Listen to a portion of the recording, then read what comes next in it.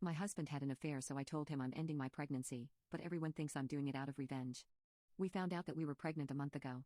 We have longed for this since forever. I really thought I was the happiest and luckiest woman on earth. I thought he loved me. A week ago we decided to tell our loved ones, and of course we were showered with congratulations from everyone. One of the comments stuck out though. A girl commented on his Instagram announcement that she was happy for us and what a breath of fresh air since the hard times we had. I replied to her comment asking what she meant by hard times, and she just deleted the comment. Something about it made my stomach churn. My husband called me within 3 minutes of the incident. He sounded flustered but played it off by pretending to check on me. I just asked him why he called me minutes after she deleted her weird comment.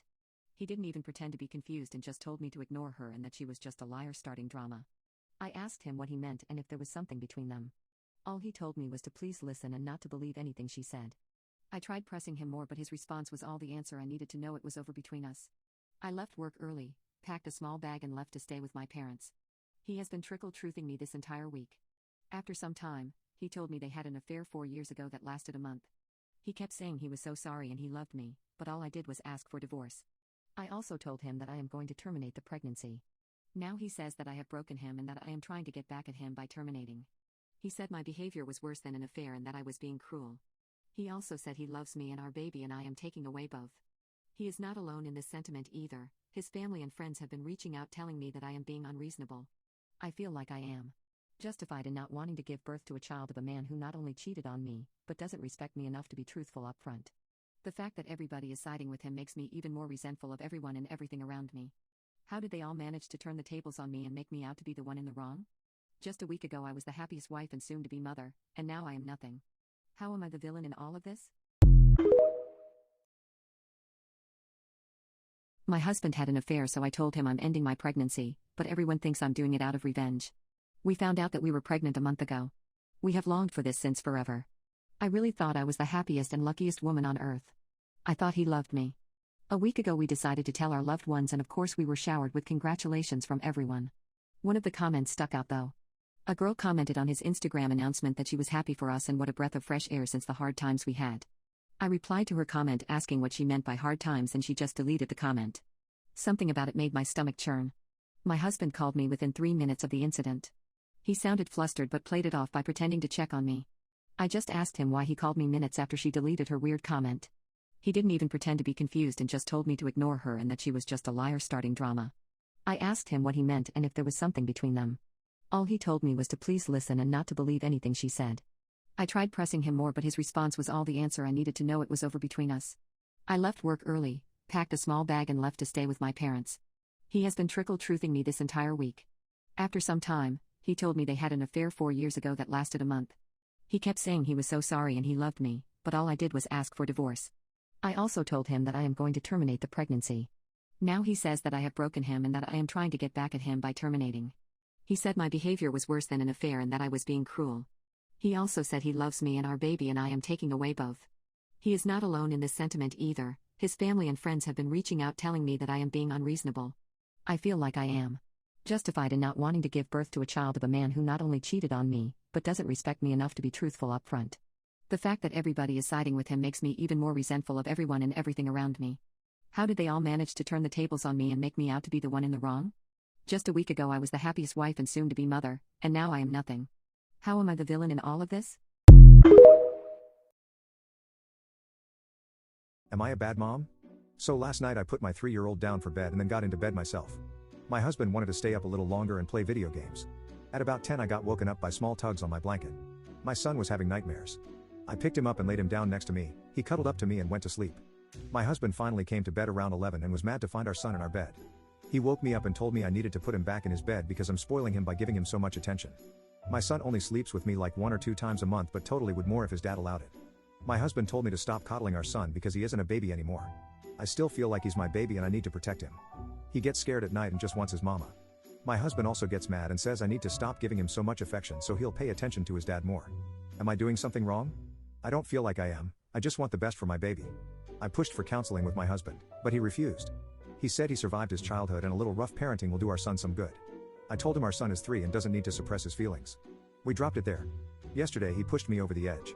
My son was playing with some wooden blocks in the living room. At one point he got a bit too excited and threw one. It hit his dad. His dad started screaming and ran over to my son and laid hands on him. I started yelling at my husband and told him he would never hurt my son again. He told me he deserved it. I packed a bag and my son and I are currently staying at my parents' house. I'm filing for a divorce. My son will not be hurt by his own father. The 3-year-old is oblivious to the whole situation. He's very happy to spend a couple days with grandpa and grandma. He is especially excited he gets to sleep in the big bed with mom. I can't help feeling like I'm wrong for this. Will this affect him mentally growing up? Am I being selfish by trying to take his father away? I love my son, but I don't want him to grow up getting hit anytime he messes up. Update 1. So yesterday at about 5 or 6, my husband decided he wanted his wife back, not his son, just his wife. So he showed up at my parents' house and started beating on the door. We told him to leave, he didn't. Eventually he started fighting my dad, saying he just wants his wife back. Eventually the police were called and my dad pressed charges against him for assault. But other than that, my little boy has started doing this absolutely adorable thing when we are going to sleep. When he snuggles up to me at night, he gives me a small kiss on my nose and tells me I'm the best mama and that he loves me more than Mr. Kitty, his stuffed kitty that he carries everywhere. It makes me so happy to see him smile, and he giggles so much about everything. He's so cute. I love my son so much. Anyway, I've been talking to a lawyer for the past week and we are working on the divorce proceedings as well as custody and possible restraining orders. I am also trying to take my house back before my soon-to-be ex-husband does something to it. For those concerned, we have picked up the cats and all 4 of them are comfy in my parents' house. For those who want an update on my son, he's doing great. His grandma got him some little dinosaur toys yesterday and he played with them until he physically couldn't anymore.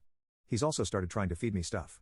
Also, if I tell him he's my handsome boy, he tells me I'm his pretty mama. I love my son. Alright, so over the past week I've been talking with a lawyer and compiling evidence. My soon-to-be ex-husband has still been trying to get me back. At one point he even agreed to get therapy. I know he won't. Besides that, you lose a lot of love and respect for someone after you see them hurt your son and hurt your dad. High school teachers, what juicy drama is going around your high school? Just last year, I had a girl in my 11th grade class. Very bright, studious, had 2 other girls she usually was with, but overall not very noticeable. Thing is, she was absent a lot, to the point where she was only at school for a day a week or less. It was quite troublesome, as her parents didn't ever send a mail or write a note for why she had been gone from school, but as stated earlier, she was pretty smart, so her grades didn't suffer that much. I used to talk to her after classes to ask her what was going on, but she would usually just apologize politely and promise she would do better. Fast forward to around Christmas time and she hadn't been to school for 2 weeks. That month was exam month, and she was missing out on a lot of prep days she needed to be present at. Fed up, I marched to the principal's office and told him her absence was really ruining for her, and that I should call the parents and inform them of the consequences, as is the norm in the situation. To my surprise, the principal was completely against it. Turns out, the girl was going to be married away to a man in her homeland against her will that December. The reason she had been gone those 2 weeks was because she had been picked up by child services and had been moved to a safe location. Shortly after it was revealed she had been absent all those days because her parents wanted her to stay home and take care of them and do chores, not because she was sick. She was verbally and physically mistreated by her parents, and she was constantly monitored so she couldn't stay at school after hours or do other activities like hang out with friends. She didn't realize any of this was wrong until her friends at school talked to her about it. So this wasn't really drama, but it was quite a shock for me and all her teachers when we were told. It's been a year now and she's doing great. Her parents have gotten a restraining order and she got a little dog she saved from a shelter. But it's safe to say that she'll never have the life a normal 16-year-old is supposed to have, and that makes my blood boil, but she is very grateful for her new life it seems, and she's safe, and that's all that matters. High school teachers, what juicy drama is going around your high school? Just last year, I had a girl in my 11th grade class. Very bright, studious, had 2 other girls she usually was with, but overall not very noticeable. Thing is, she was absent a lot, to the point where she was only at school for a day a week or less. It was quite troublesome, as her parents didn't ever send a mail or write a note for why she had been gone from school, but as stated earlier, she was pretty smart, so her grades didn't suffer that much. I used to talk to her after classes to ask her what was going on, but she would usually just apologize politely and promise she would do better. Fast forward to around Christmas time and she hadn't been to school for 2 weeks. That month was exam month, and she was missing out on a lot of prep days she needed to be present at. Fed up, I marched to the principal's office and told him her absence was really ruining for her, and that I should call the parents and inform them of the consequences, as is the norm in the situation. To my surprise, the principal was completely against it.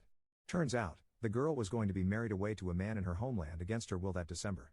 The reason she had been gone those 2 weeks was because she had been picked up by child services and had been moved to a safe location. Shortly after it was revealed she had been absent all those days because her parents wanted her to stay home and take care of them and do chores, not because she was sick. She was verbally and physically mistreated by her parents, and she was constantly monitored so she couldn't stay at school after hours or do other activities like hang out with friends. She didn't realize any of this was wrong until her friends at school talked to her about it. So this wasn't really drama, but it was quite a shock for me and all her teachers when we were told. It's been a year now and she's doing great. Her parents have gotten a restraining order and she got a little dog she saved from a shelter. But it's safe to say that she'll never have the life a normal 16-year-old is supposed to have, and that makes my blood boil, but she is very grateful for her new life it seems and she's safe, and that's all that matters. My family wouldn't let me attend my siblings' weddings, so now I'm cutting contact with them. They will finally have the picture-perfect family they've always imagined. I think it would be easy to mention that I was never the family's favorite. I know there's a stereotype that the youngest sibling gets the most affection from the parents. Maybe it only applies to my family, but that's a complete lie. And I also know why my family treats me like that.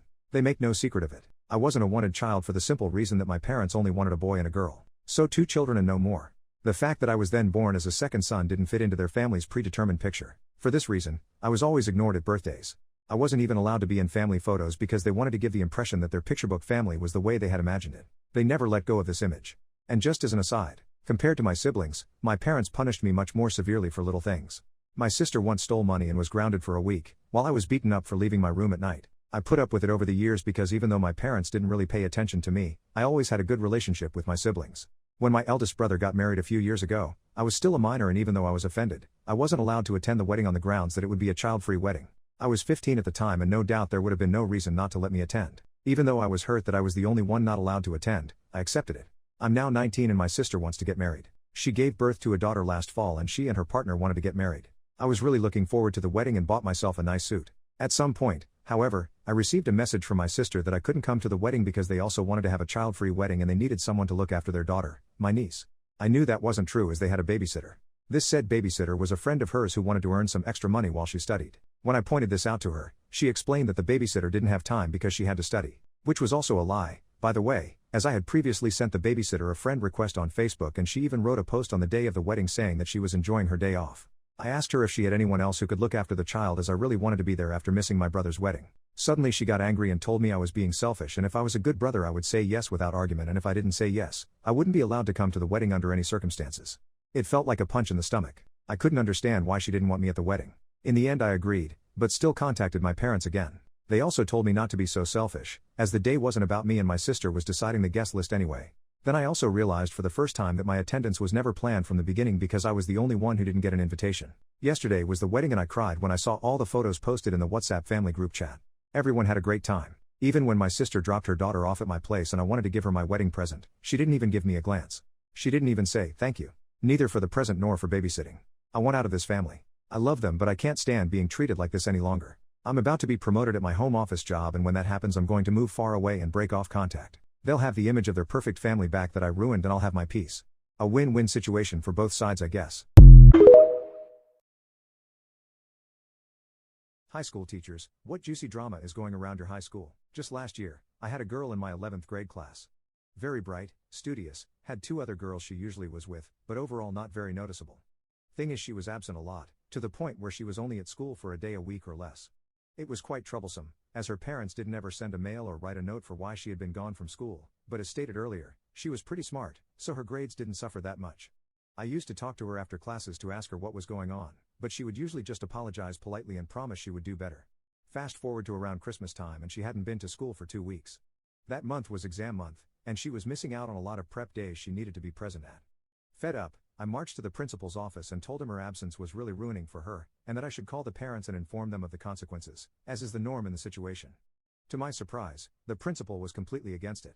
Turns out, the girl was going to be married away to a man in her homeland against her will that December. The reason she had been gone those 2 weeks was because she had been picked up by child services and had been moved to a safe location. Shortly after it was revealed she had been absent all those days because her parents wanted her to stay home and take care of them and do chores, not because she was sick. She was verbally and physically mistreated by her parents, and she was constantly monitored so she couldn't stay at school after hours or do other activities like hang out with friends. She didn't realize any of this was wrong until her friends at school talked to her about it. So this wasn't really drama, but it was quite a shock for me and all her teachers when we were told. It's been a year now and she's doing great. Her parents have gotten a restraining order and she got a little dog she saved from a shelter.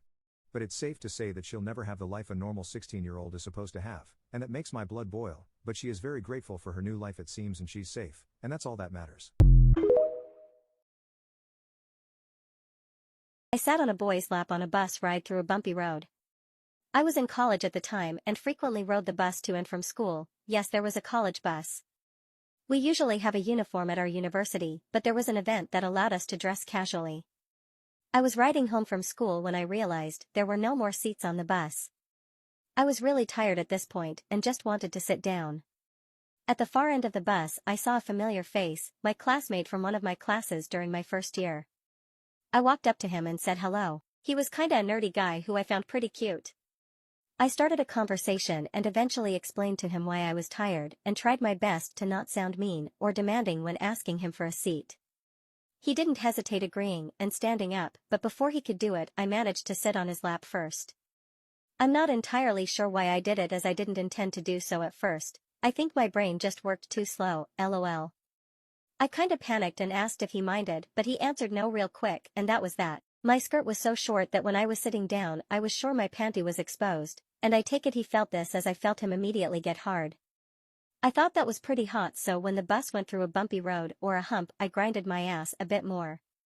I could feel myself getting wetter.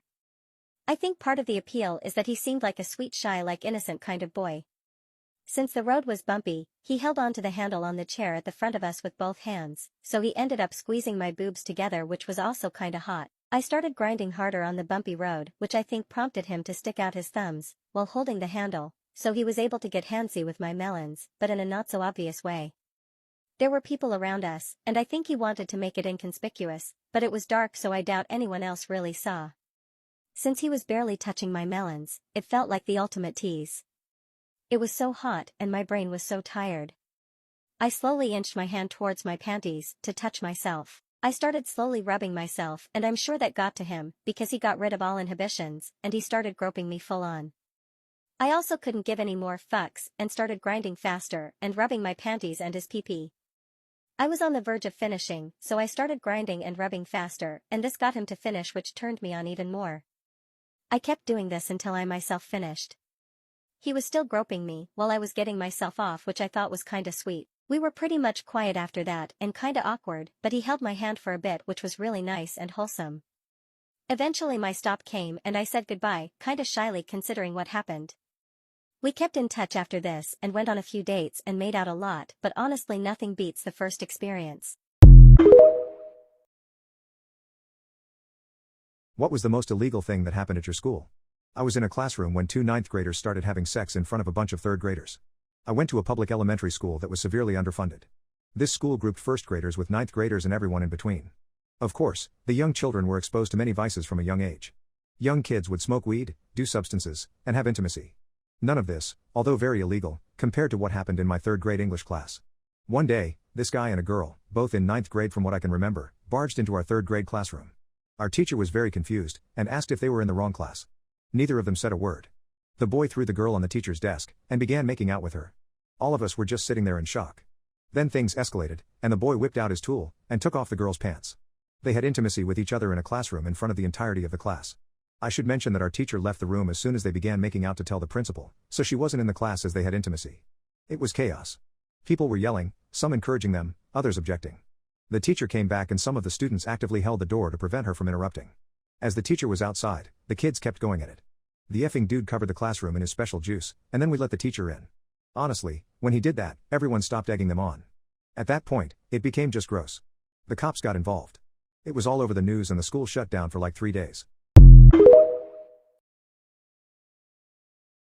What accident happened in a sleepover that ruined the sleepover? 1. They tried sticking things in their butts. For context, I am a guy and this was a sleepover with 6 other guys. They all agreed to have fun with their chocolate starfishes except for me. This was in 8th grade.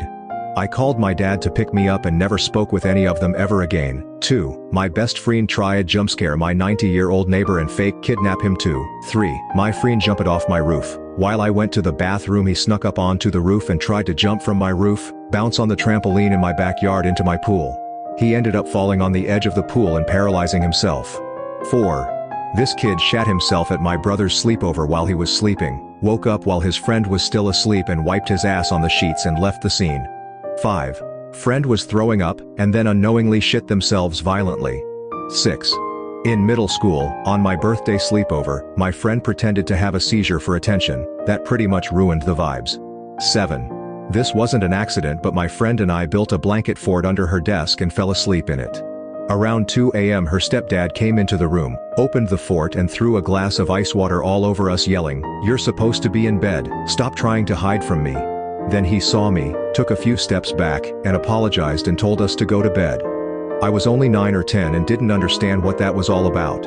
My friend was scared and made me promise not to tell anyone, and since I didn't understand what was really happening, I kept my promise. I'm 32 now and I regret not telling my parents about it at the time. 8. Pillow fights. All fun and games until someone gets smacked in the face with a hard plastic teddy bear eyeball and starts crying. 9. My friend and I went for a walk in the woods with his Jack Russell Terrier. Every time I was around his dog, my eyes would itch, so I figured I must have been mildly allergic to his dog. After about an hour in the woods, we made our way back to his house.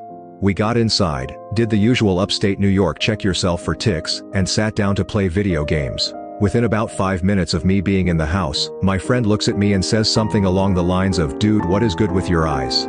So I go into the bathroom and my eyes were almost swelled shut. It turns out that on our excursion I had touched poison ivy, and when we got to the house, my eyes started itching from the dog and I rubbed my eyes. It was horrible. My dad picked me up immediately. Sleepover ruined.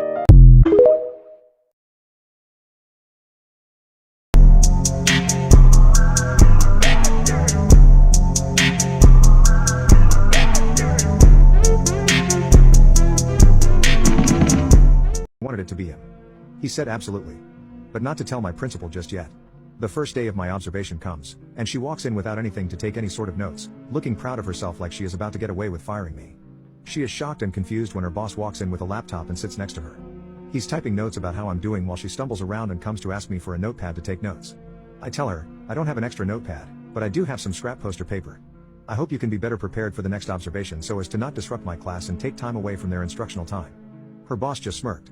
After that, I was now calling my new best friend whenever she was late getting to school, and he would do a random stop by if he was close. So he was able to document that she was not showing up to work on time and not submitting the paperwork to have it taken out of her leave minutes. Overall, he and other members of HR visited her at least 2 times a week for a solid month. She was never there. For the final phase of my revenge, I wanted to get the parents on board. I started talking to parents who seemed to always be late picking up their students. I asked about it, and they said it was hard to get there on time and they often had to leave work early. When I told them about our aftercare, they told me that it cost too much for them. I then informed them that since we are a Title I school, after-school care was supposed to be free and paid for by the district. I gave them flyers I made up with a website to fill out the forms. This made word spread around to parents which were paying the contractors directly despite the fact that it was supposed to be free. And boy, was that a fun PTA meeting to go to. I also made sure the principal knew it was me who informed the parents about that free after-school care program. After this, there were countless investigations at our school. Head administration from the central office stopped by, auditors, and our union finally got involved and tried to play the heroes and victims in this incident. Soon after, my new best friend made sure that my teacher support plan was taken off my teaching record, and my principal was not allowed to do my second term evaluations, nor was she allowed to do any informal observations. The after-school care contractor was fired and taken over by one recommended by the district. And my students were making amazing strides in their posters and comics. At the end of the year, when we were getting our assignments for the next year, my principal made one last attempt to get me to leave and told me, "Our budget doesn't have the funds for an art teacher next year, so you might want to seek employment elsewhere." I laughed in her face and said, "Nice try, my position is paid for by a state bond and isn't affected by your budget from the district. If there isn't anything else, I'll be leaving now," and walked out. I could hear her slam her desk and swear up a storm as I closed the door. At the end of the year, I had one student share his comic book about how the principal told him to give me trouble in class at our school's talent show. This left the already pissed off parents even more pissed that an adult would tell a child to act in such a way. I even think she had a shoe thrown at her when she ran on stage to stop him from finishing his comic. To no one's surprise, on the last day of school, she announced on the intercom, she would be resigning from our school to move to a different position where she was needed. She finished off by saying she would miss almost all of us. I came to find out 2 years later that she had to get a job out of the district, an hour's drive away, to get another admin job.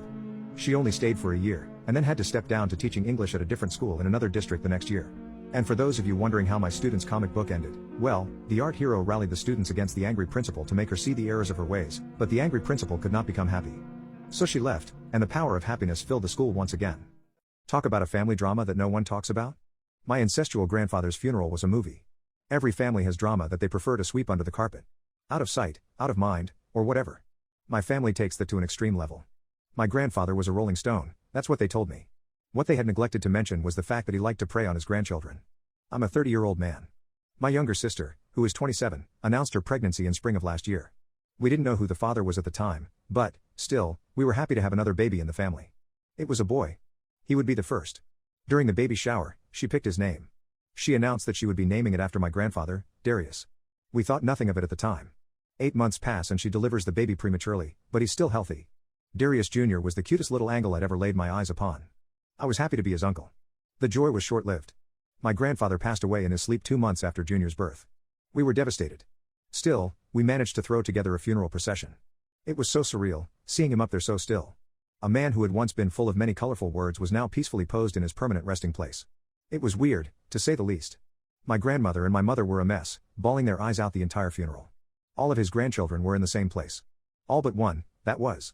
My sister threw the doors open, running down the path and throwing herself at my grandfather's feet. She and him had always been close, so again, I thought nothing of it. She was a hot mess, tears streaking through her makeup while sobs wrenched her small body. You would have thought he was her husband. It takes her a while to calm down, but when she does, she stands on her 2 feet. She takes a moment to wipe her tears away, breathing in deeply. Then, she says, now that he's dead he would have wanted you all to know. Grandpa was the father of my child. We were in love. Cue the record scratch. All hell broke loose, my family shouted at one another, my grandmother stood from her chair and shoved my sister to the floor. I was too confused to even move. They wound up hashing it out until security got there. The fight didn't stop until the men had to pull my sister off of the coffin that she had climbed into with my grandfather. He always did say he wanted to go out with a bang. I guess he got his wish.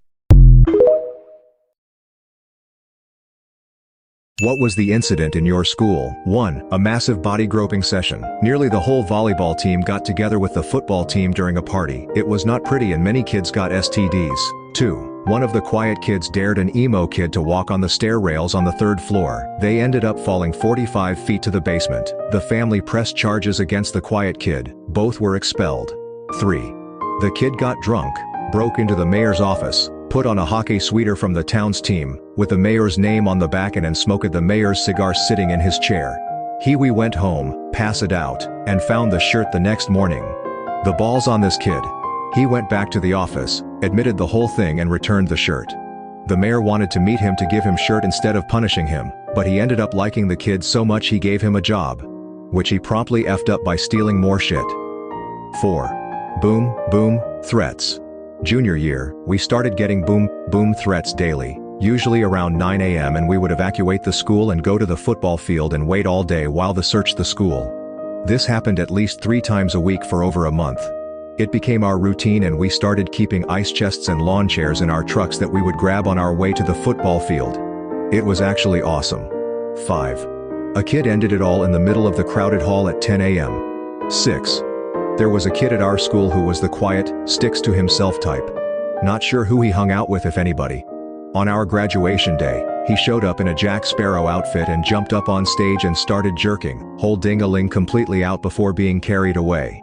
Yes, he did receive his diploma regardless. 7. Oh, so many incidents. A kid got airlifted to hospital after passing out from being pushed over by a fat kid who then sat on him for 10 mins. A 16-year-old guy got expelled after a teacher found nude photos of his 13-year-old GF on his school computer. The chemical squad got called after a science teacher accidentally gassed his class. The same science teacher burnt a hole through his desk with thermite. And someone set fire to the football field. They were never caught. My sister stole my husband, so I got revenge. Part 2. After that day, I never responded to either David or Leah. I went along with my divorce asking for nothing.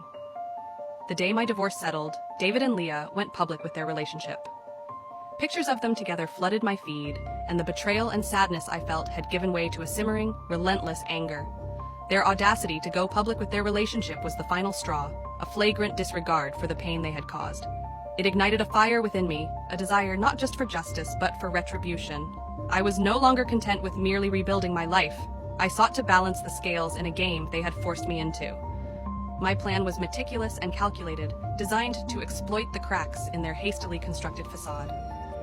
I knew that in our tight-knit community, reputation was everything, and the veneer of a happy family that Leah and David tried to project was fragile at best. I decided to use that to my advantage, weaving a web of doubt so subtle, yet so destructive, that it would be impossible for them to untangle. I began by reconnecting with old friends and acquaintances, re-establishing my presence within the community I had once felt alienated from.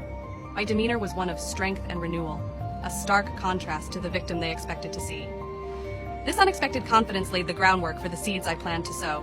At gatherings, I would share stories of my new life, carefully curated to highlight my independence and success. When the conversation inevitably turned to Leah and David, my tone would shift to one of fausse concern and thinly veiled insinuations. "It's wonderful they found each other, though I do wonder how they manage," I'd muse, my voice laced with a concern that was anything but genuine. Raising a child in such a complex situation, and so soon after our divorce? It's brave, isn't it?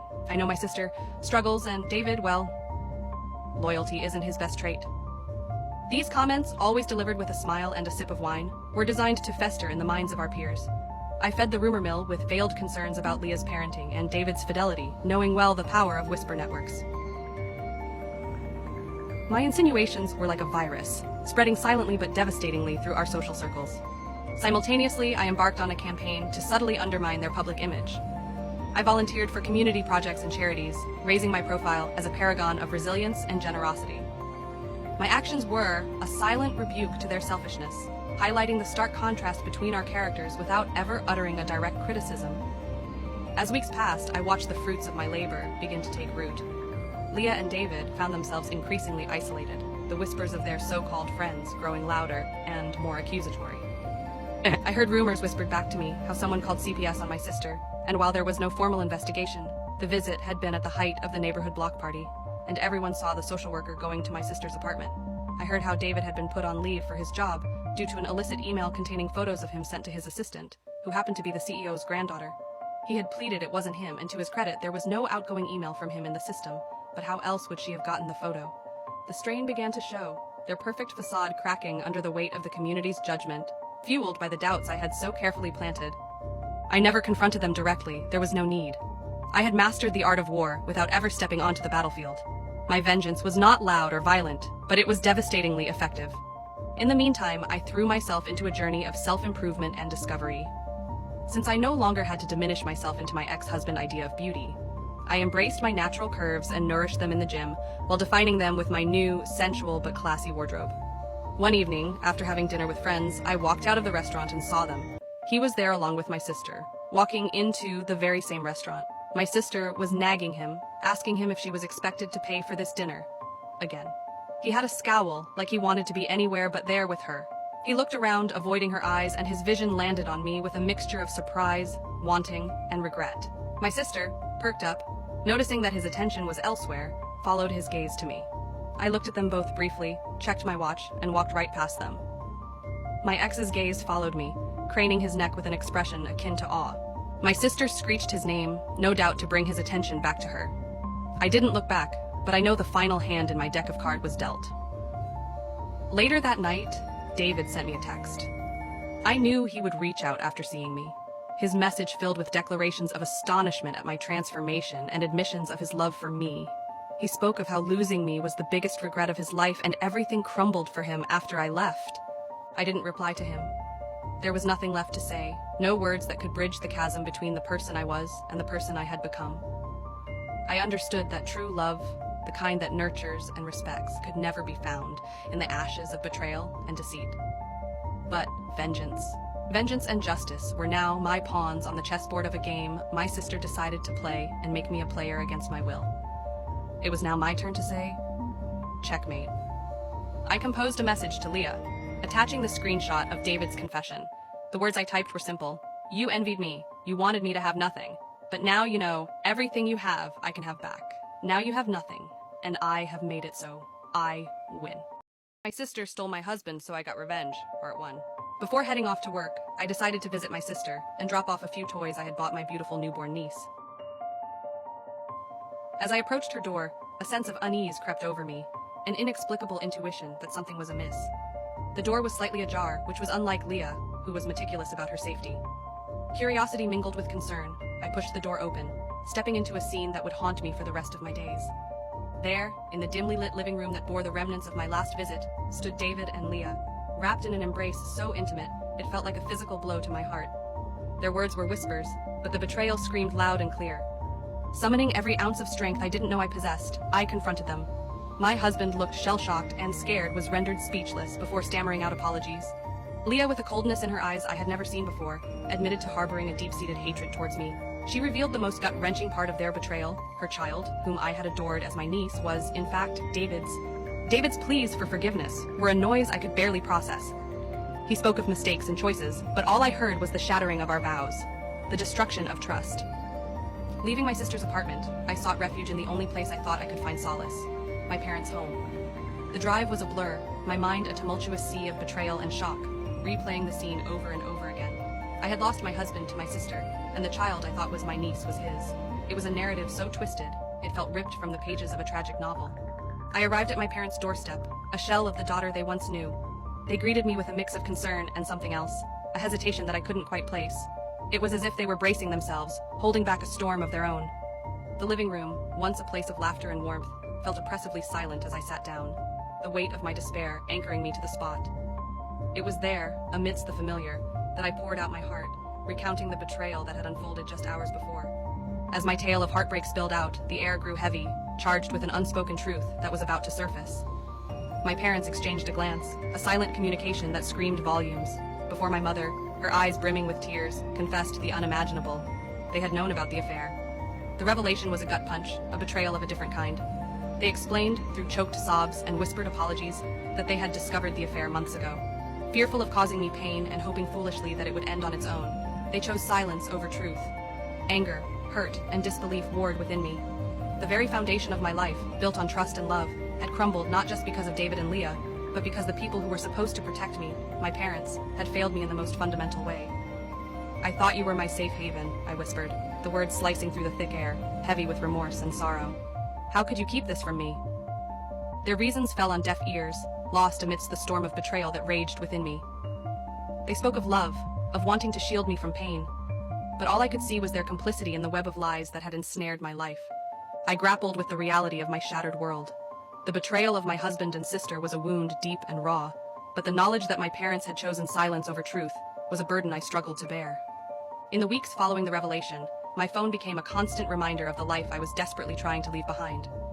David bombarded me with calls and texts, each message a mix of apologies, pleas for forgiveness, and attempts to explain the inexplicable. But I couldn't bring myself to answer. There was nothing he could say to mend the chasm his betrayal had created. Then, there was Leah's text, a simple, chilling message that read, "I win." Those two words encapsulated her betrayal and the depth of her animosity towards me. It was a declaration of victory in a war I hadn't known we were fighting, over stakes I couldn't comprehend losing. How did you start having fun with your sister? We were playing Truth or Dare as teenagers with a few of our friends. Our parents were gone for the weekend and we drank some beers and were all a little tipsy. One of the other girls in the group dared me and my sister to tongue kiss. We did it quickly like it was nothing. But the other girl said that didn't count. We had to do it for 5 seconds. So we did. It was a real kiss and it was the first time I ever kissed a girl. It felt good, but I remember I had to pretend I didn't like it because she was my sister. After everybody left, my sister sat next to me on the couch and asked me if I liked it and wanted to try it again. I was so nervous but definitely wanted to. We kissed and of course I got the biggest hard-on I ever had. She let her hands wander up my shirt and then down to my junk. I thought I would bust right then and there. She asked me if I wanted her to play with it. Of course I said yes. She was older and had been with a guy before, so she kinda knew what she was doing. She pulled my shorts down and as soon as she put her hands on me, I thought I had died and gone to heaven. I was literally busting all over the place in a matter of seconds. She was laughing and laughing. There was a huge mess all over me, my clothes and the couch. She got some tissues and cleaned everything up. I think she used the whole box. I went to bed and slept like a baby for 10 hours. When I started to wake up I thought I was having a wet dream. I was wrong. She was in there playing with me again. I don't think I lasted 30 seconds. It was a little longer than the first time but not much. There was juice all over me and the sheets. She was laughing again but I didn't care. All I knew was how good it felt. She knew we had the house to ourselves, so she said, "Let me know when you want to do it again." Just the thought of her saying that made me want it. I don't think an hour went by when she asked me if I was ready. And of course I was. I think I lasted a couple of minutes the third time. When she called me into her room a little later for what I was eagerly expecting to be the fourth time, she was lying on her bed in nothing but a bra. She said it's my turn to help her. I couldn't wait to get in there. She taught me how to do it and she was soon flooding the bed. I think we did it to each other like 10 times in 2 days before our parents came home. That was a weekend I never wanted to end. Luckily there would be more. High school teachers, what juicy drama is going around your high school? Just last year, I had a girl in my 11th grade class. Very bright, studious, had 2 other girls she usually was with, but overall not very noticeable. Thing is, she was absent a lot, to the point where she was only at school for a day a week or less. It was quite troublesome, as her parents didn't ever send a mail or write a note for why she had been gone from school, but as stated earlier, she was pretty smart, so her grades didn't suffer that much. I used to talk to her after classes to ask her what was going on, but she would usually just apologize politely and promise she would do better. Fast forward to around Christmas time and she hadn't been to school for 2 weeks. That month was exam month, and she was missing out on a lot of prep days she needed to be present at. Fed up, I marched to the principal's office and told him her absence was really ruining for her, and that I should call the parents and inform them of the consequences, as is the norm in the situation. To my surprise, the principal was completely against it. Turns out, the girl was going to be married away to a man in her homeland against her will that December. The reason she had been gone those 2 weeks was because she had been picked up by child services and had been moved to a safe location.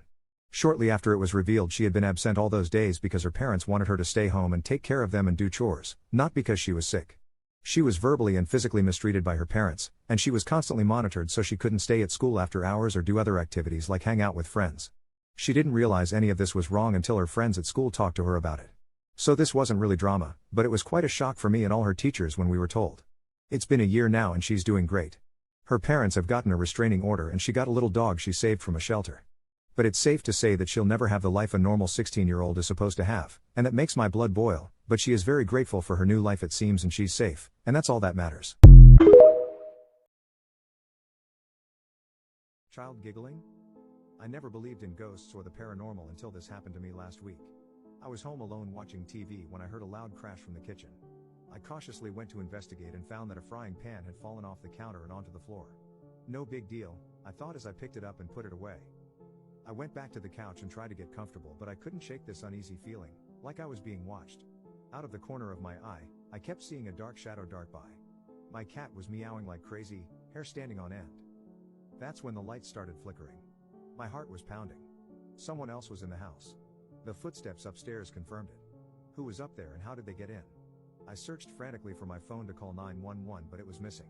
No way out. I heard the slow creak of the stairs as someone descended toward me. A creepy childlike giggling echoed through the hallway, getting closer.